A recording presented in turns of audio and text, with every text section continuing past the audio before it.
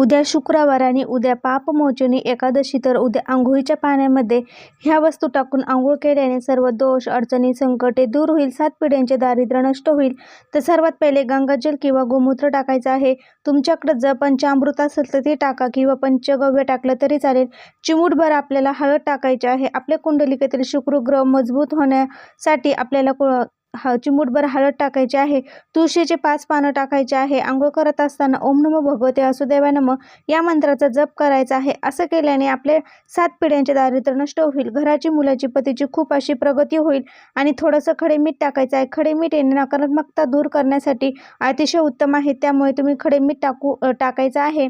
तर उद्या पापमोचनी एकादशी आहे, तर आपल्याकडून जे काही पाप झालेलं आहे ते दूर व्हावे यासाठी उद्या अंघोळीच्या पाण्यामध्ये ह्या सर्व वस्तू टाकून आंघोळ करायला विसरू नका. आणि आंघोळ करत असताना ओम नमो भगवते वासुदेवाय नमः या मंत्राचा जप करायचा आहे. उठल्यानंतर देखील